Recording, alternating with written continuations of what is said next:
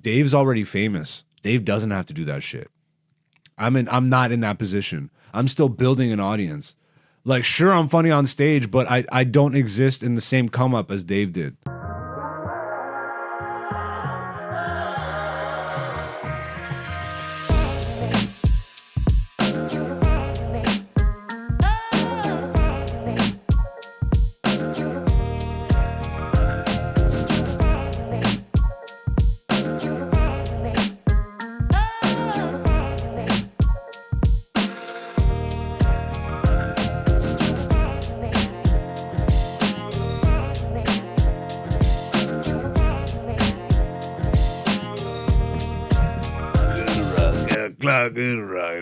We're gonna rock around the clock tonight, and 1, 2, 3, and rocking the dock, and rocking around and rocking, yeah, rock. We're doing the New Year's rock, yeah. Doing the New Year's rock. Holy shit. Oh, I had to drink some water. What's going on, beautiful people? Welcome to a new year, but same me. Slightly enhanced. Where? The penis. I got penis enlargement over the holidays. Didn't even need it. Just living reckless. Deciding I want to just finish all the women I'm with like a Mortal Kombat fight. Finish her. And then I got a 22-incher. Just...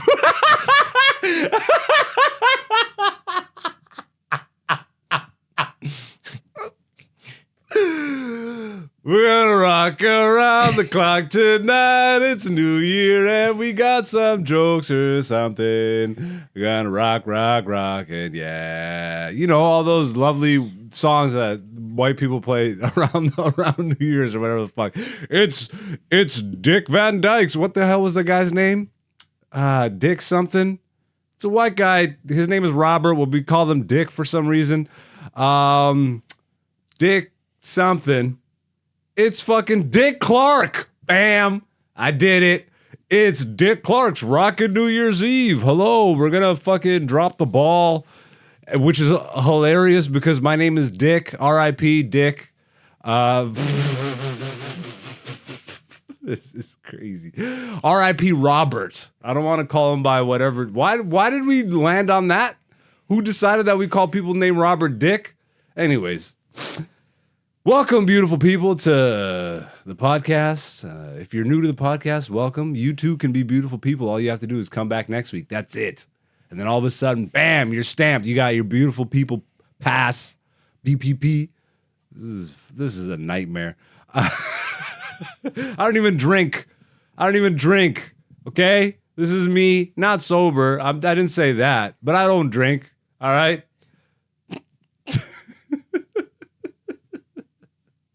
Welcome to Black Zeus, the podcast, season 4, episode 47. We got 3 more, and then it's season 5. Studio's going to look all different, and we might even get a new producer. I haven't told Dante that, but before we get there, that's a lie. We're not replacing Dante. How could we? First of all, this nigga's not even in the studio, so let's do something about that. Let's summon the best producer in the game. It's a new year, so let's hope that he didn't get drunk over the holidays and he appears just a sloven mess after losing it in the crypto market, even though crypto was up during the holidays. We all know about his addiction to crypto.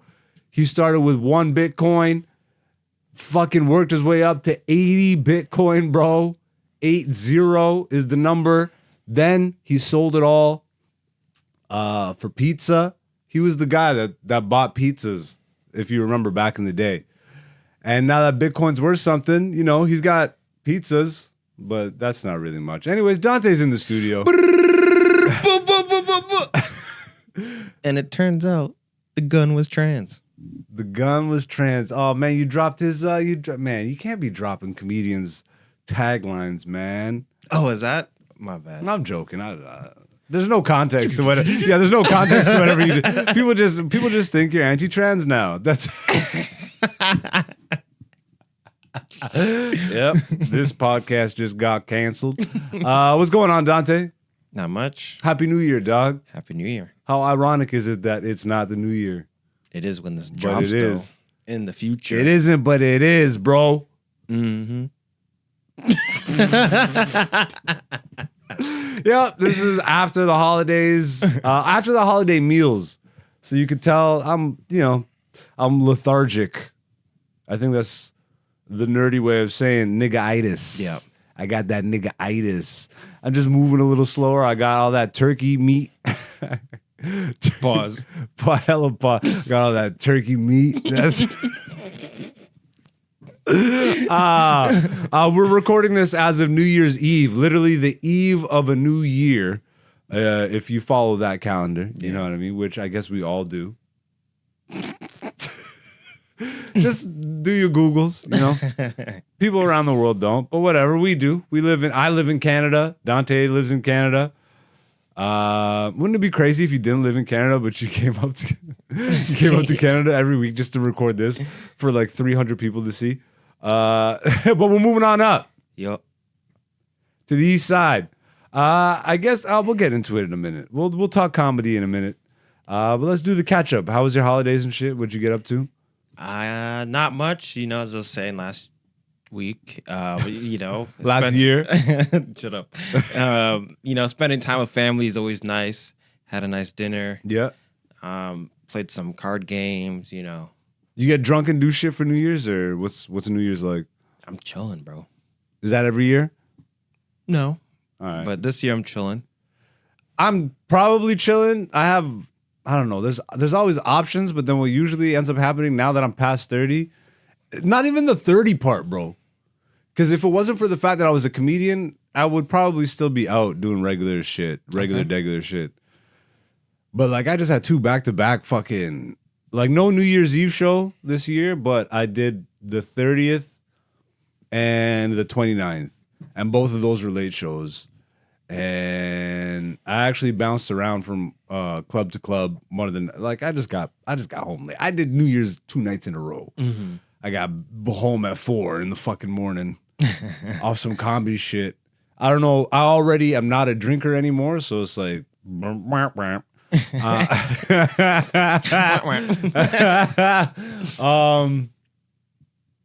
yeah, I don't know. I still might hit up the niggas and see what they're up to. The nigga and niggettes. It's the Biggie duets. I don't think I'll end up. I don't know. There's some club options, but like go out to the club or like a comedy club? But that didn't know. Like maybe comedy. There's clubs doing shit. There's comedy clubs doing stuff. Okay. But then there's also yeah. Yo, bro. That would, if anything, I would just go to that to make the rounds. But I'm not a rounds guy anymore. I don't give a fuck, nigga. Like if we're cool, you know it very well. Yeah. You know? Mm-hmm. Damn, nigga. I don't know. Probably just end up watching Office Space and passing out. You ever watch Office Space? No. I've been thinking about that movie a lot. Yeah? I usually watch it a couple times a year. That movie's like my manifesto, bro. Movie came out in 1999, I think. Ron Livingston, unknown actor. Jennifer Aniston, probably the most known person in the whole movie. And there was like a B-roll for her. Yeah, just a cubicle, like the cubicle office life. This guy hates his job. His girl's cheating on him, all that shit, and is just consuming him. Mm-hmm. And then his girl takes him to a hypnotherapist, like couples therapy shit. They're like, let's fucking fix this relationship, da-da-da-da. He finally agrees. The therapist does some hypnosis shit, but then the therapist has a heart attack and dies. Yeah, so he dies, but the main character gets hypnotized, and now he doesn't give a fuck about anything. Mm. And so it's just him going about his work life and in relation. Like his girl calls him, finally tells him that she was cheating, all this shit. He doesn't care, bro. His boss tells him, famous boss, bro. One of the most famous movie bosses ever, Lumbergh. I don't know if you've ever even heard that name. Nigga, you're not a comedy fan, nigga. Lumbergh. You said it exactly how it said in the movie. Hell, Lumbergh fucked her. Lumbergh fucked her. Lumbergh is just an iconic boss. The one that just fucking gets under your skin. Yeah. You know like what I a mean? really cold tree. You're fired, bro. Yeah, so he talks like, hey, Peter, yeah, I'm going to need you to go ahead and come in on Saturday. Just laid off a bunch of people, so got to play catch up. Yeah, I'm going to need you to go ahead and come in Sunday, too. Okay, thanks, Peter. Yeah. So just iconic, bro. Like the whole movie is, you probably haven't, okay, you haven't seen the actual movie, but it's been parodied in a bunch of shit. So maybe the scene, I can get you with the scene. You ever see the scene of people throwing a fax machine or a printer in the field and just beating the shit out of it with a baseball bat? No. No? Where would I see that? Family Guy did it. There's been a lot of famous parodies. It's a really famous scene. I watched Family Guy, but I didn't like watch it. Like it was just kind of on TV. Damn, it feels good to be a gangster. A real gangster ass nigga plays his cards right. I think that's the opening of the movie. Anyway, it's nerdy white dudes, gangster rap music, and just the absolute most accurate depiction of mundane cubicle office life. The creator Mike Judge, who created Beavis and Butthead, King of the Hill. Okay. I think King of the Hill is coming back, which gets me excited because that bro, that nigga knows comedy, bro. That white nigga, but like he knows comedy like very well. And I think I've talked about it on the podcast before, but again, we're still building the podcast, so I'll have to repeat shit for years. I knew more black people that fuck with King of the Hill than white people in high school growing up. Like when it was like on TV and active. Maybe probably because it was like a peek into like just hick white life. I don't know, but like it was so fucking well done, bro. So I'm happy to see that dude like keep working. Shout out to Mike Judge. I guess we'll do a comedy recap. You know what I mean? We'll do that. Nothing really. I don't know. I hope you guys had a good New Year. I hope this next 365 days are fucking great for you. Yeah, we already did the resolution conversations on the last episode, but just reflect and fucking manifestation. Yeah, just fucking put your finger on your third eye and rub. More money, good health, pussy, or whatever you want. All right, 2024. I'm rattling like a motherfucker, bro. These beats be going off.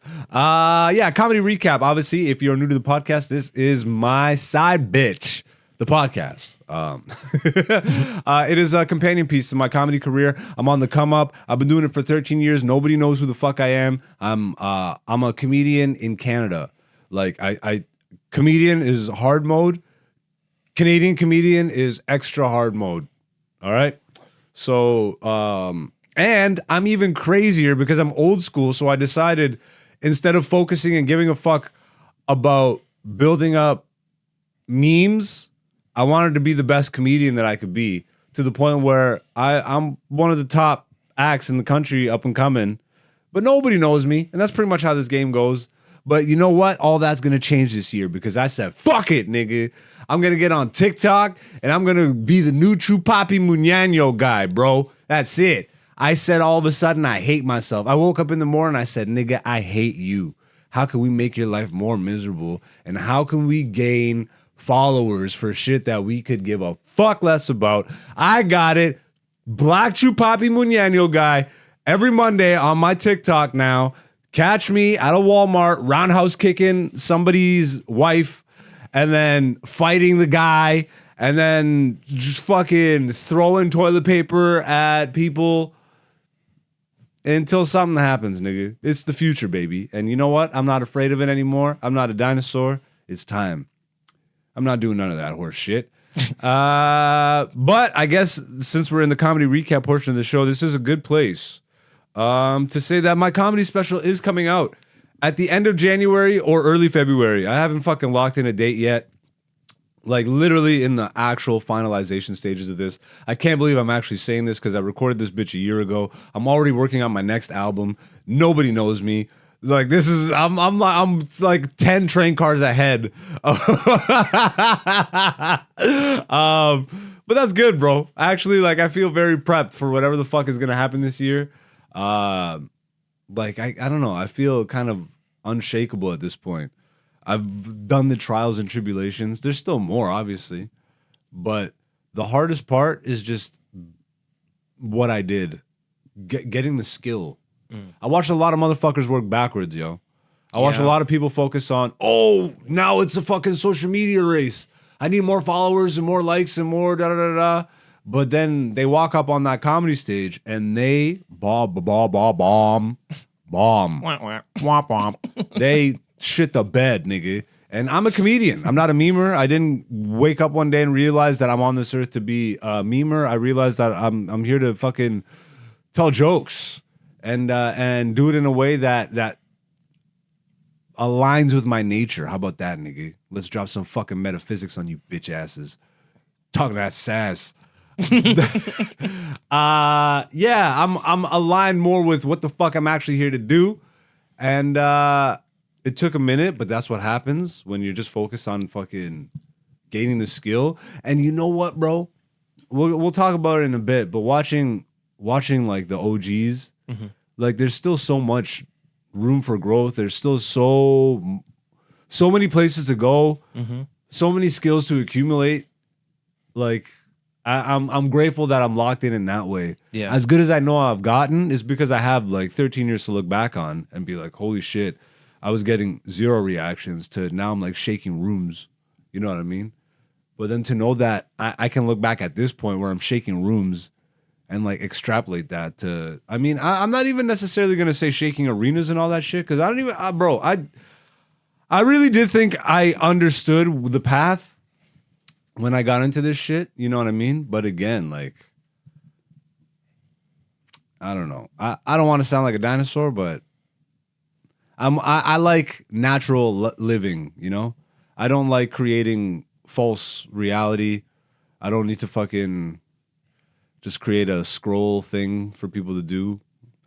So it's been a balance of that. I think I found that balance mentally. I'm happy producing what we're producing. And it's really funny to see, like, now that our channel's picking up a little bit, the comments, the love and the hate, bro. Yeah. When people hate, oh my God, they hate. It's so funny to me. We were talking about this before we started recording. Like, does any of that, like, do you take any of that to heart? Be honest, like, no. not even for our shit, but like for you personally. No, never did. Never did? No. I don't think I ever did either. Like, just online in my mind is already separated from anything that, like, it's like a sticks and stones mentality. That's literally how I was raised. Like, my mom literally said, sticks and stones can break your bones, but words cannot hurt you. Yeah. So, like, words never hurt me growing up because I'm like, it's just a word. It's just a word. And I've actually been in fights. So I know that words actually don't do shit. Yeah. When you've actually, like, beat people up or gotten beaten up, then you know words actually literally have no effect. Yeah. Like, it's a mental thing. And it's hard to grasp when you're young, though, but... Unless you're taught it when you're young. Yeah, but even still, like... You're taught it, but when you need the life experience to really hammer the fucking lesson home. You know what I mean? I guess, yeah. Because when you're a kid, your parents will tell you words can't hurt you, but someone calls you a fucking doo-doo head, and you're young enough. Yeah, like, you know, but you know what I'm saying? They call you whatever they call you. Yeah. And you're going to react. Words can't hurt me, and even though they technically didn't hurt me, a lot of my fights probably started because of just words. Which obviously you're reacting to some shit. Yeah. Yeah. So I think, like, at this age, we now fully grasp that words can't hurt us, so we don't even, like, jump to anger. But also, like, I've also been producing content on the internet for a while. Yeah. So, like... Oh, you're a content creator? No, but... You're fired. But I've been, like, doing videos and, like, putting my stuff out there. Yeah. Like, that's one of the things that I feel like these internet people don't really understand. Like, when they're just commenting, they don't know what it's like to try to do something and then you put it out there. Of course they don't. Right? Of course they don't. So, like, I've been doing that for years and people have been saying stuff. Sometimes you get the love, sometimes you get the hate. But it's giving a keyboard to people with low self-esteem It's like giving a badge and a gun to someone who got bullied in high school, bro. It's like, yeah, you're gonna have some sort of complex. Yeah, that's why they say. Or you know, I don't want to generalize. God forbid I generalize about police. Let's be fair to the police. Not all of them. It's just a few bad. There's just a few bad apples. Oh, God forbid. What is this, a woke podcast? Oh, my God. Some dumbass really posted that on one of the comments. What is this, a woke? Because it was the video where we were talking about white saviors in Hollywood. Why has every fucking movie got a fucking genius white guy that saves the earth, but the black guy gave him the knowledge? Somebody said we're woke because of that, nigga. What planet do you exist on, you dumbass? Have you not watched every movie ever? Another one of those comments was so funny. Is like, oh, your whole life is a back of the box analysis. Bro, these people might as well please try comedy, bro, because it might work for you. If you can write funny lines like that just based off anger, but you should probably figure out why you feel angry about something that you like that does nothing for you. Mm-hmm. That's the weirdest part to me. So yeah, what the fuck were we talking about? Comedy recap. Comedy recap.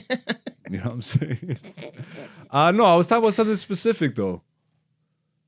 Come on. About like the comments and then people buying comedy specials coming out. How did we get here? Have you been smoking weed again? No. All right. Well, it sounds like it. Come on, bro. We can't both be not remembering. I'm really looking up at the wall right now. Like it's gonna come to me. It's not. That's what we're talking about. We're talking about the comments, and you asked me if they bother you. Yeah, but I'm wondering how the fuck did we get to the comments? There was something before that. You're jumping ahead. So you want before? Okay. Yeah, that's right what we were talking about. Yeah. But what led to that? It's not that important. I think I've just made the podcast worse. I think this episode is slightly worse now because of whatever the fuck just happened. It is. We're talking about. I'm not going to apologize for words not hurting you. That's what we're talking about. Something like that. Sticks and stones. Damn, nigga, you really are smoking weed again.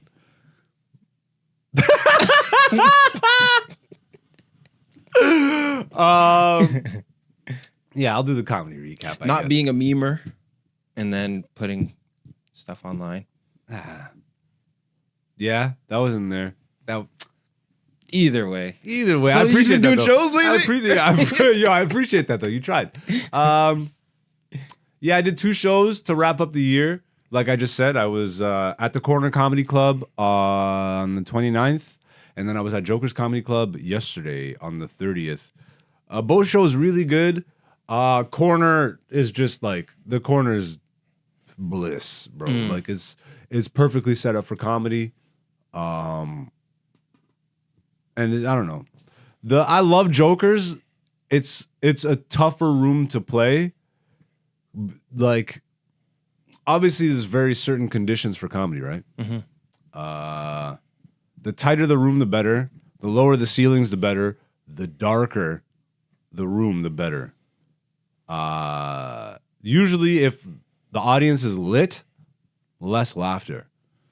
Because if you think about it, laughing is very vulnerable. Like, you're very vulnerable when you're laughing. Yeah. It was consciously or subconsciously. Most people don't even recognize what's going on. But all comedians know this shit. Any comedian can walk into any room and be like, comedy will work here or won't work here. If you've done it long enough. And again, you could change conditions or whatever, but generally speaking. This club is gorgeous. It's just a little, like, it's wide. It is very wide. It's very wide. Yeah. But luckily, the show was packed, so you're not really dealing with like too much space between seats and stuff. Although they're like a little bit. It's just when it's that wide and the audience has light on them, it's work. And then I was middling, so I was doing 20 minutes to bring up the headliner, but I had to do a little bit of hosting duties just because like the host did a good job. Like it was like we all had to work, but the host I think went into material too quickly. You know what I mean? And just like ran through material. Okay. Whereas like when you're hosting, you kind of got to more mingle with the room. Yeah. So I had to mingle with the room a little bit. Like I was doing material, but they weren't warmed up like they just got right into material, you know what I mean? So it's like the audience really wasn't like warmed up to the show. Okay. So I was talking to a couple, like, and then I was talking to another couple, and then the black people over here that are randomly in this rich white town. So then obviously like just riffing with that. So like I did all right, but I definitely think that my better set was the corner set. Okay. I love Jokers though. I look forward to going back. It's weird though, because like the audience doesn't see what I see, you know? No, how could they? How could they? They don't have 13 years of comedy.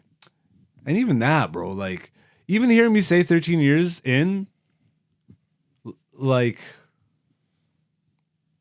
to me, I'm just a teenager, bro. Yeah. I'm still a baby. Nigga, like, I've been doing, but at the same time, like, I know how, it's not even a further ahead type thing, but being a Canadian comedian, bro, like, I really should have just jumped ship years ago. When I moved to Toronto, I probably should have just moved straight to New York and bit that bullet. Because, like, 13 years in, bro, I'd be running across America at least by now. You know, I'd be in, like, with the Improv or somebody. But I remember we were talking to that one comedian. Yeah. And he was saying that when he jumped to America too early, he wasn't ready for it. Of course. So do you think that would have been No, but that's same? not what I'm saying. Like, because by the time I moved to Toronto, I was already developed. Okay. Like, I was holding my own. That's why I'm like, okay, the next step is to move out to the big market. Yeah. But I should have just moved out to the actual big market. Yeah.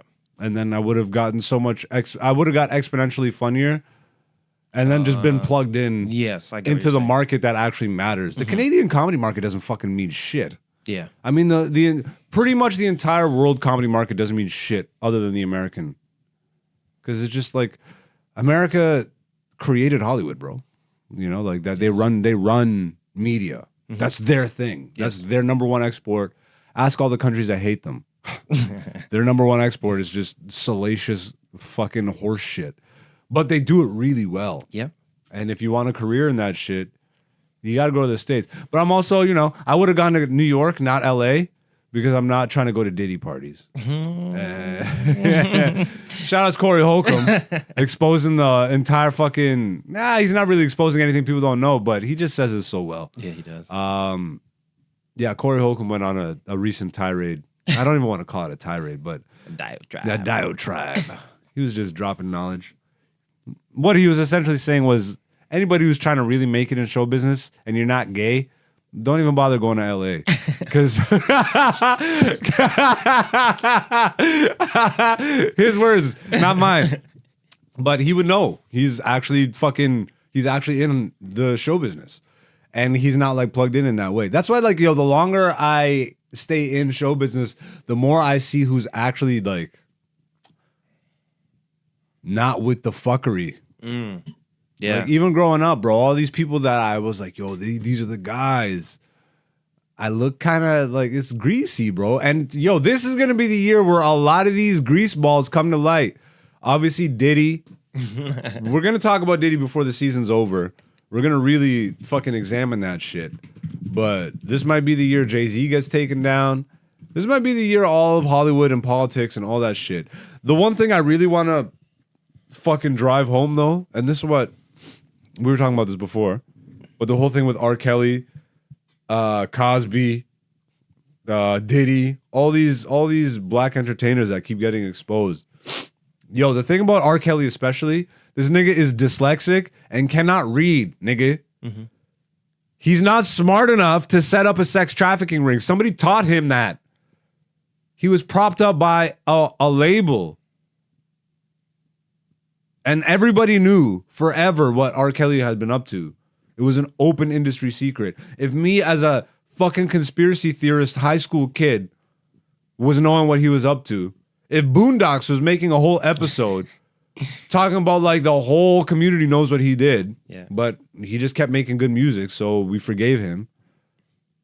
If we're taking down the fucking the canary, then you got to take down the whole coal mine, bro. Stop just going at the frontman. Oh yeah, we got P. Diddy. Good. Get the niggas that prop P. Diddy up, you fucking dummies, or else the thing just continues. And trust me, it's been continuing. All your favorite celebs, all your favorite ones, all of them. All of them. You don't get into Hollywood. I've been in show business for 13 years, and on this low end, okay, in Canada, and just the greasy shit that I've seen and experienced, the ways that I've seen people change at this low level, bro. Mm-hmm. I can only imagine what you're exposed to when you actually go to fucking the layer of hell that is Los Angeles. And be like, you go and all fucking bright-eyed and be like, I'm gonna be a fucking actor. I'm gonna be a fucking comedian. It's like, yeah, you will be. But how big will you get? Depends on how big you're willing to gape.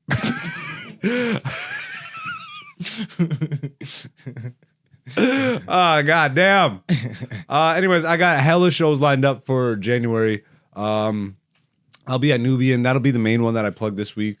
Shit, I probably should. Damn, I'm everywhere. I'm in London this month. I'm at Nubian. That'll be at the end of the month. Shit, I'm in, what's that town called? I'm in a bunch of cities in Southern Ontario. And then we're talking about doing tours.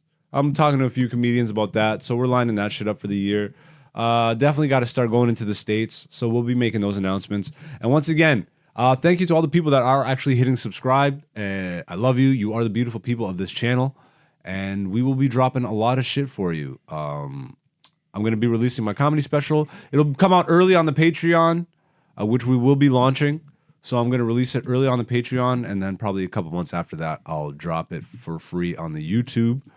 That'll be at the end of this month or early next month. And then we got a lot of other stuff. There's a documentary. There's a web series. There's a lot of really fun stuff that's comedy related.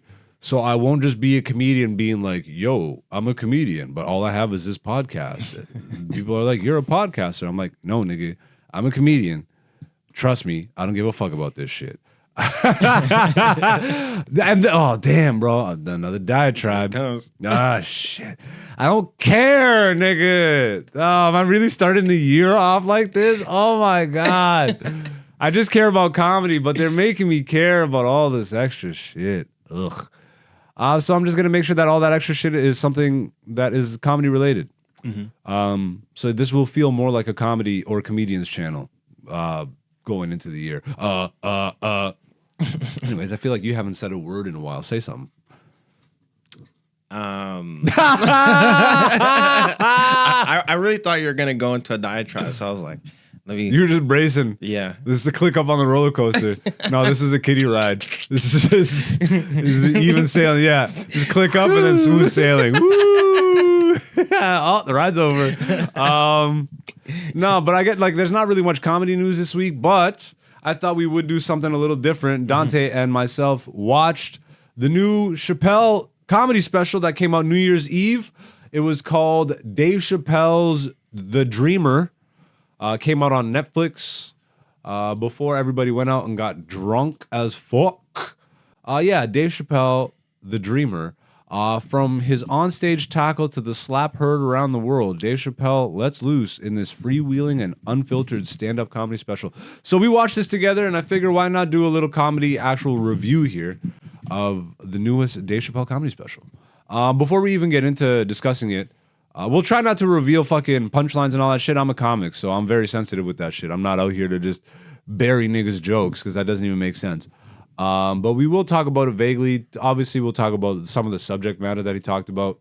You guys have probably watched it already. It's Dave Chappelle, biggest comedian in the world. People watch his shit. But just in case, spoiler alert. Before we get into it, though, what'd you think of the special overall? I thought it was good. I thought it was hilarious. Like, give me like a rating. Out of 5. Ooh. Do we even do that? That feels weird to even do. I'd give it a 4.5 out of 5. I think it's weird to do. Like, you know what I learned about myself? I can't rate anything right after because I'm so tinged with bias. Like, I just watched it. So I go, like, it's like an immediate reaction versus what you actually think. Well, then you have an immediate reaction score, and then you have the 2 weeks later honestly, score. bro, I'd say 3. 3 out of 5? Yeah, from Chappelle, like, he's had stronger specials. Okay, fair enough. Like, and I didn't, like, you know, It's interesting. I don't know. I think something has happened, right? Like, obviously he's matured, but his whole audience has matured along with him. And now I'm in comedy too, so like I don't really watch it like a regular person. Yeah. I'm watching it like a comic. Mm-hmm. Which I don't even know how to describe what that is. Well, you're seeing like the inner workings of the jokes. I am and I'm not, because I don't know this nigga. Yeah, so but you know I comedy. don't, but I know, I know it to a level that the average viewer doesn't. Yeah, like when we're watching it, one of the things that you said is like, "Oh, that was a funny callback." I'm like, "Do you remember the joke?" Yeah, 100%. Yeah, I remember that. So you're like, well, I don't want to even. But you know what though? Callback is something pretty general. Like most it is. Comedy fans know what a callback is. But I think you highlighted it as like that was a really good callback. Mm-hmm. Right, so it's not just like any callback. Yeah, it was really good misdirection because I did not see the callback coming. Yeah, and the way he tied it in was it just worked really well. Yeah, I thought that was really good. Chappelle is a fucking he's a master at comedy. Mm-hmm. Whether this is the real Chappelle or the clone Chappelle, I'm not sure. Yeah, obviously we're just talking shit, but you know, there's the conspiracies that he's a clone. You spotted it. Yeah. While we were watching the special, there's a moment in the comedy special towards the end where Dave takes off his overshirt and he's just wearing like a t-shirt, and you see this tattoo on his forearm that says human. And my nigga, if you were a clone, that is the best tattoo to get. It doesn't help the conspiracy. Yeah. That was a good catch. Yeah. It's like that is the tattoo a clone would get. Like, guys, look, I am human. See, like it says right here. Of his specials since he's come back from the hiatus and all that, like obviously his first two specials are like Chappelle Show era, and then I'd say everything post the Texas comedy special. Like when he dropped 6 with Netflix. Was it 6? He dropped 6, yeah. I think this was 7. This is 7, but I'm like, I don't even remember all 6 of them because it seems like it's only been like 3 years. Well, he dropped the first 2, I think, back to back. Okay, so there's the big show, then there's like the small one, and then he dropped. No, they were both pretty big. What he did though, because I saw him on tour, that first tour back when he came to Toronto and did residency at the Danforth Music Hall. Okay. I caught one of those shows. Luckily, like, bro, those tickets sold out so quick, and it was like a 2-hour show. Mm-hmm. Those 2 comedy specials that he dropped was that tour. I think they just split it into 2 specials. Okay. He like, yeah. Or maybe that's what he was working on the whole time anyways. Yep. But all that material that I saw in that one live show were split between those 2 specials. So I think he already had those jokes in the bank, used those to roll out like I'm back type shit. And then from there, everything had been new. Yeah. My favorite one of all these new specials is the bird revelation. It's the one where he's just sitting on a stool. Yeah, that's the smaller room. In the belly room at the Comedy Store of like the new mature like clone Dave. Yeah. Clone Dave era. Human Dave. Yeah. That was just so fire to me because the book that he talked about, Pimp, Iceberg Slim's book, everything he broke down about Hollywood, the Weinstein shit, the Me Too stuff. Like, I think he spoke the best there of all the shit, but it's also, I think, by design because it was like a smaller. It was literally 30, like that. The belly room in the Comedy Store apparently is like 30 to 50 people. Yeah. You know, it's really small. Mm-hmm. So for him to do a whole special up there, and then it makes sense for him to do that type of really intimate type of material. Yeah. I don't know. To me, that was the shit because it was almost like he looked through my book collection, and he's like, "I'm gonna make jokes on all this shit. I'm gonna make jokes on all the Hollywood stuff that you all know about, but that no one's talking about." He was then he said something really profound. He's to comedians specifically. I think that was one of the specials where he was talking directly to comedians. It's like you have an obligation to speak recklessly. Yeah, you know, I don't want my kid to grow up in a world where he like. Something like he essentially said, "Fucking speak up. Actually, talk about the shit that you're seeing, because nothing will change if you don't." Mm-hmm.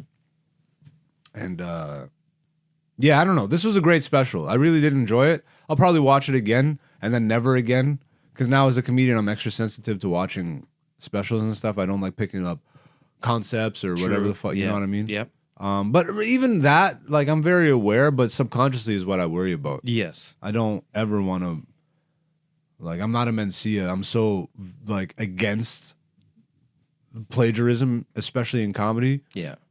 That I don't even want to give myself the fucking, you know? The opportunity to do it subconsciously. To do it subconsciously. Or even, you know, like, what sucks is, like, this nigga's a master, bro. Even watching this special, The Dreamer, I was, in my head, I'm like, there's so many more levels. I'm like, there's so many more levels. Yeah. Just when I think I got a grasp on shit. Just when I think I've killed.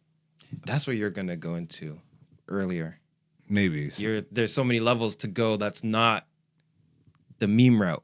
There's mastery in the art of form. Comedy. Yeah. You know? One of the things that Chappelle said that really has stood out to me was when he was on Joe Rogan's podcast and Joe was talking about Andrew Schultz. Yeah. And he's like, well, what do you think of all the success that he's had? He's really smart. He created this whole lane for himself through YouTube and da-da-da-da. And as much as I love Schultz, like what Dave said really resonated with me. He's like, I love that. I love that for him. I'm happy for him. It's just not what I do. Yeah. And the thing that stings a little bit about that is that 100% resonates with me. That's not what I do. But Dave's already famous. Dave doesn't have to do that shit. I'm not in that position. I'm still building an audience. Like, sure, I'm funny on stage, but I don't exist in the same come up as Dave did. You know? Like, TV doesn't even mean anything anymore. Yeah. So that's where I'm like, okay, well, if that doesn't mean a thing, then let's figure out how we exist within the ecosystem, but do our own thing. Like, and I swear I still believe in my heart of hearts, like, you don't have to do memes, bro. There's still so many avenues, but the memes are the easiest and the most glamorized and the fucking, oh my God, the followers and the likes and all that shit. Yeah, but the easiest doesn't mean the best. No, it never is. Yeah. The easiest is never the best. It's actually the worst. So, I don't know. Catch me on TikTok. One thing I do want to go a little bit deeper into was when we were watching the comedy special. I even paused this to talk to you about it. But Dave, right at the beginning of the comedy special, he's talking about Jim Carrey and how big of an influence Jim Carrey was to him in his, like, this is another thing that sucks, bro. Because I came up, like, bro, Mos Def, Yasin Bey, formerly Mos Def, top five rapper for me. But literally might be the most influential artist of my life. Best friends with Chappelle. Chappelle loves him. They're fucking, like, they're pretty much tied together at this point. Yeah. Okay? I was on to Mos before I knew about Chappelle. Then Chappelle came and then it's pretty much been them. Like, influence, comedy, music, whatever. And then to hear, like, this nigga talk about how big of an influence Jim Carrey is, and then the Andy Kaufman stuff, and then to go on the set of Man on the Moon and all this stuff, like, it's like bittersweet for me because I'm like, fuck, nigga. It's almost like in my own mind, I exist in this nigga's shadow. Because if I were to ever, you know, blow up and get some fucking notoriety or whatever, and I start to tell people my stories, like, I love Jim Carrey, I love Yasin Bey, be like, nigga, you just copying Chappelle's whole life. I'm like, yo, Man on the Moon is one of the most, like, Andy Kaufman. I'm like, fuck, man. I really got to get known so that I can start telling my story a little bit publicly so that people are like, oh, this nigga's biting. But no, it's not like that anyways. And obviously, bro, I'm mentally aligned with this nigga. Like, it makes sense. I fucking grew up watching this guy. Like, I got the Chappelle Show box sets right there. But beyond that, like, he's been a part of my life since a teenager. Like, but it's just crazy to me that, like, I don't have this many parallels with other comedians and shit. I love Bernie Mac. I love Patrice O'Neal. Listening to him to talk about music and shit like that, we don't align that much on the music and shit. Yeah. But then, like, damn, bro, every time I think I have my own unique shit, Chappelle's like, psych! He said, gotcha, bitch. Yeah, gotcha, bitch. And he's already famous, so people will attribute it. But, like, I'm gonna bring this up. Like, he was talking about, like, this guy, Andy Kaufman. Chappelle was talking about going on set of the movie Man on the Moon, which is based on the life of Andy Kaufman, acted out by Jim Carrey. Here's my Man on the Moon DVD. I ain't bullshitting, bro. Jim Carrey is a major influence in my life, and Andy Kaufman is literally on my fucking wall. You know how many people I talk to about comedy that don't know who the fuck Andy Kaufman is? This nigga right here, this scary looking white boy. R.I.P. Yeah, it's just it's poetic, and at the same time, it's like fuck. I don't have anything unique about me. No, but actually, you know what's even funnier? You both work with someone named Dante. I hate you. Damn, that's true. You're my Mose. You're my Yasin Bey. We got to start making music. Yeah, let's do it. But yeah, go watch Chappelle's special, The Dreamer. Go watch Man on the Moon. It's probably streaming on something. And then if you've already watched that movie, go on Netflix and watch Jim and Andy. It is, bro. This is, bro. I could go on and on about this nigga. But Andy Kaufman is so influential to me as a human being, not even just as a comic, like personality wise. Growing up, when Jim Carrey was making the movie Man on the Moon, I didn't know who Andy Kaufman was, but Jim Carrey was already a massive influence on me as a child. But I didn't even care about watching the movie Man on the Moon as a kid because I'm like, what the fuck is this? What is this about? Had no idea. I get a little bit older. I get into comedy. I really discover the influence that Andy Kaufman had. Bro, I loved wrestling as a kid. Andy Kaufman, a comedian, is pretty much the reason that the bad guy heel character in wrestling exists to the level that it does. Mm-hmm. He was the first like celebrity heel. He did like this whole, and it's in the movie. Okay. Like they go through the whole thing with Jerry the King Lawler. Like he did this. I've talked about Andy a bunch on the podcast, but he did this thing where he went around the country and wrestled women and said he was the intergender champion of the world. And he would just like go on the Tonight Show with Jay Leno and just pin a girl, like bro, live on TV, bro. It's, nobody can beat me. And then obviously wrestling being what it is, a show, he gets this idea. It's like, hey, I'm going to start making fun of this wrestler, Jerry the King Lawler, who was one of the big guys back then. And they're gonna feud, and Jerry's gonna be like, "You only fucking beat up girls. Why don't you come wrestle a real man?" And they had this whole feud. He pile drived Andy Kaufman. Andy Kaufman sold it so well, he paid for an ambulance to take him to the hospital to pretend like his neck was broken. Mm-hmm. They went on the Tonight Show with David Letterman, with him with a cast on his neck, and Jerry the King Lawler. And he said, "Fuck you" on live TV. He's like, "I'm sorry, Dave, but fuck you."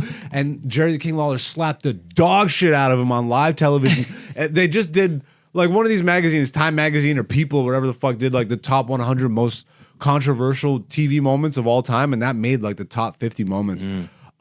Just a super influential guy in terms of comedy, and so to find out the level of influence that he had on Jim Carrey, who Jim Carrey had on me, I had to then do investigative journalism on Kaufman because comedy has been my entire life, bro. For whatever reason, I didn't do homework at school, but I did like comedy homework. Yeah. Really odd. And then I'm just like, holy fuck, this guy Kaufman is a genius, bro. And then he really just like, I saw so much of myself in what he was doing. And then I realized why Jim was also like that. So it was just nice to see Chappelle like go through that story a little bit, even though to get to what he got to with it. If you haven't watched the Chappelle special, I'm sure by now you've heard some fucking article about trans stuff, gay stuff, or whatever. Because it's Dave, and he's gonna poke the bear. Yeah, which he definitely did. But yeah, go watch the new Chappelle special. Go watch Man on the Moon with Jim Carrey. Go watch. Like, bro, I have so much Andy Kaufman shit. Like, you can't fuck with me. I'm an actual comedy. Like, I love comedy. I'm not just a comedian. This is why I can't do memes, nigga. Because these memers don't know about this shit. I love comedy, bro. I love comedy. Not Instagram and TikTok. Get the fuck out of here, nigga. I'm sorry, Dante. Shit. All right, well, that's the comedy recap for this week. I don't know. I don't even really feel like doing the other thing. Power results? Oh, damn. We have to do that. All right. Let's do that, and then we'll wrap up the show. Okay. We're doing a regular segment we do here every week. Poll results. Ladies and gentlemen, beautiful people of the podcast. Once again, you too can be beautiful people. All you have to do is come back next week Every Monday on my Instagram social media feed, I post an interactive poll question. I leave it up for 24 hours. The people vote, and Dante and myself discuss the results here every Wednesday. I am starting to post the poll questions on the YouTube community page, so keep an eye out for that. As the channel starts to grow, obviously I'll be more interactive and engaging on here. And I think the channel will grow once we start having more comedy-related stuff on here other than the podcast. So I'm very excited for y'all to see that shit. Keep an eye out for that. But this week's poll question, obviously the holidays just passed. So I asked the people, from 1 to 100, how Christmassy does it feel to you this year? The options were 10 to 30%, 30 to 50%, 50 to 70%, and 70 to 100%. Before we get to the results, Dante, how did you vote on this one? I voted 70 to 100%. You're fucking insane. What? Yeah. Explain yourself. Well, cause you voted 70 to 100%. It feels like Christmas. Yeah. What? My Christmas doesn't revolve there being snow on the ground. Okay. And there being lights everywhere. And I've been saying this the last 3 weeks. What's fun about Christmas to me is the family. So the fact that I got to spend Christmas with the family, it feels like Christmas to me. Nigga, like hate on that. I can't because you're technically right, but you're not right. So snow on the ground is what makes it Christmas? Well, bruh, not even that, bro. Not even just that. I think to me, the thing that feels the most Christmassy is the festive feeling around. Yeah, well, it's festive with your fam. No. Like in the city. Like around, bro. Like my fam is my fam. Yeah. That's my Christmas. Yeah. But not Christmas. Yeah, but you would have to care about all that stuff to begin with. I don't. Yeah, but wait a second. Just because I don't doesn't mean I don't feel it. It's like there's years I haven't, bro. Me and my family, now that everybody's an adult in my family, we don't give a fuck about December 25th, nigga. We're Ethiopian. Yeah. So yeah, we get together. We use it as an excuse, another excuse to get everybody together. Yep. And da-da-da-da-da. But we do the January thing. We do the actual traditional thing now because everybody's an adult, so we can tap into our culture a little more. Yeah. Like cognitively, you know what I mean? As opposed to just put up some fucking tree or whatever. Yeah. But even with that, for years now, it's still like I still pick up Christmas vibes when I'm around. This year, none of that shit. None of that shit. The snow is one thing, but we haven't had snow on Christmas for at least a decade. Did you go like Christmas shopping? Were you at like a mall somewhere? Yeah, I've been to the mall. Exactly. It didn't feel Christmassy? Bro. Dead? I was. Which mall did you went to Jackson? No, bro. Well, then where did you go? I went to real malls. I went to the Toronto malls. Which one? Eaton Center. And it was dead? It wasn't dead. Okay, then. Okay. It Stop wasn't dead, but it wasn't like. Stop the cap. All right, stop the cap. Damn, first mall I said, biggest mall, busiest mall. Well, the ones around here weren't dead? Lime Ridge and shit. Yeah. Nah, man. Like, they weren't packed. Nothing was packed. Bro, the streets were empty. Dog, I went to Square One and Square One was packed. You went to the biggest malls. Mall. That's literally the second biggest mall in the country. Is it really? Yeah. Square One? Square One. It was the biggest mall until West Edmonton Mall was built. I did not. I knew it was big, but I didn't know it was like. That shit's fucking massive. The first time I went to Square One. Is it bigger than Yorkdale? Fuck yeah, bro. Bro, Square One is massive. That shit is a compound. Yeah, it was huge. It is huge. Like, I'm not gonna lie. The first time I ever went there, I got lost. I straight up got lost. even trying to read the map and shit, I'm like, I do not know where the fuck I am, bro. Yeah, like, Square One was packed. I mean, also, when did you go? When did you go? I was out like Christmas week. This is where like the rush. Yeah. I was out almost every day. Grocery stores empty, bro. Fucking malls empty, bro. Plazas, the streets. I was cruising. Yeah. No traffic. Interesting. Didn't feel like Christmas. Or maybe I guess everybody's broke, nigga. Everybody's broke, nigga. So it's like, why the fuck am I going outside to spend more money? Yeah. When did you go to the mall? I went twice. I went on the both times to Square One? No, so I went to Yorkdale and I went to Square One. And they're both packed. Yeah, but like Square One was like packed. Like there was like shoulder to shoulder. Almost, yeah. And that was on the Friday. The Friday before Christmas. Is that a movie? Something. Friday Before Christmas. Sounds like. If it's not, it probably will be next year. Hallmark just heard this. Yeah, it was packed. I can't give you 70 to 100%. You're focusing too narrowly just on your family experience. But that's what my Christmas means to me, Zeus. I don't like the way you. No, that doesn't help me here.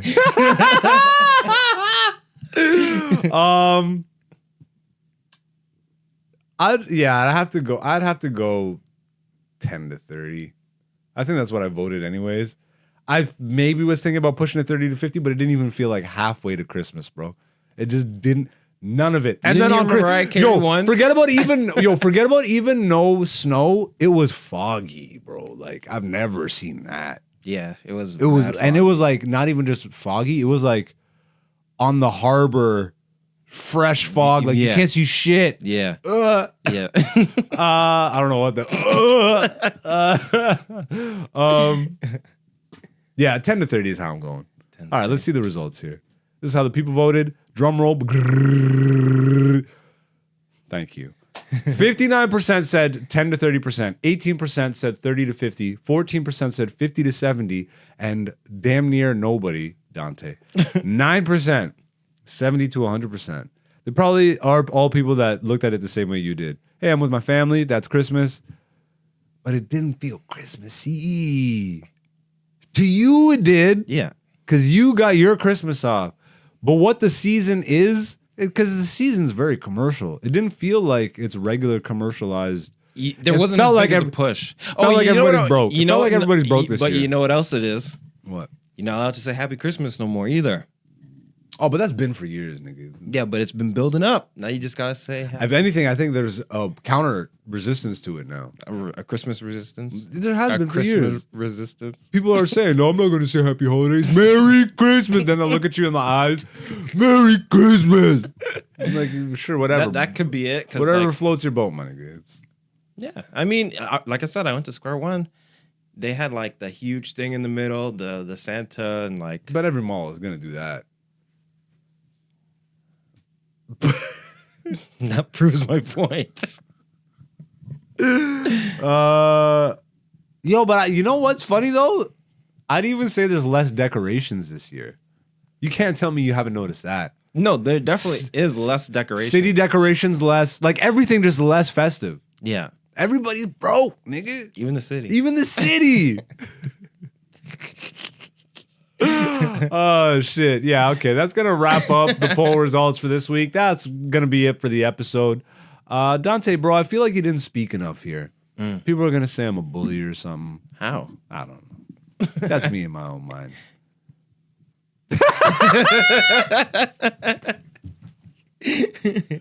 Yo, I'm so excited though, because again, we're only 3 weeks away from episode 50, wrapping up season 4. Yep. Completely shifting. I love changing the look of the studio. Yeah. It's